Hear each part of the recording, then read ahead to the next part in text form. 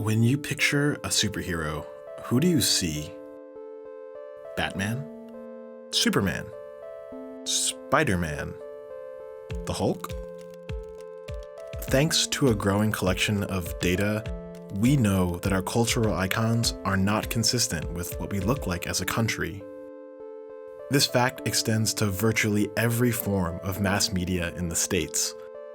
Our best data suggests that the American population is roughly equal in gender, and about 38% are a minority of some sort. Which reveals a simple truth about the latest Marvel superhero film. People are excited about Black Panther because the demand for media that centers minorities is far greater than the available supply. This becomes obvious when you look at a series of studies by UCLA's School of Sociology. Much of what we knew about diversity in Hollywood was anecdotal. So we decided to design a report that would be the gold standard in terms of looking at the bird's eye view of what's happening and tracking that over time. Roughly 1 out of every 10 major films are directed by minorities. A similar percentage cast minorities in their lead roles.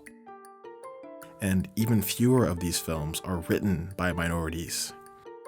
This principle applies to nearly every facet of media, including executives and talent agents. You can't underestimate the role of the gatekeepers. If you're not on the roster, you're going to have a hard time breaking in, which of course has created obstacles for people of color and women in particular. Which means that the culture represented on screen is determined by a sample that doesn't accurately represent the population. If you look at pop culture depictions of Africa, you don't ever get to see like this place that's supposed to be like the future. Wakanda is kind of like this almost like rewriting of history of like what life would have been like. It's this amazing fantasy that you never get to see on screen.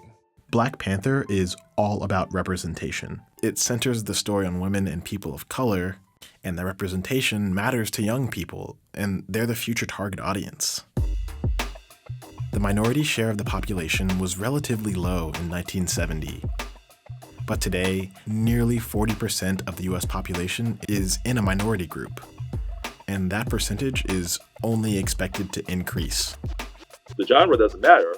Audiences want to see people like themselves on the screen. And if you have a good story and the narrative is compelling and you have people of color in it, then diverse audiences are probably going to go and see it.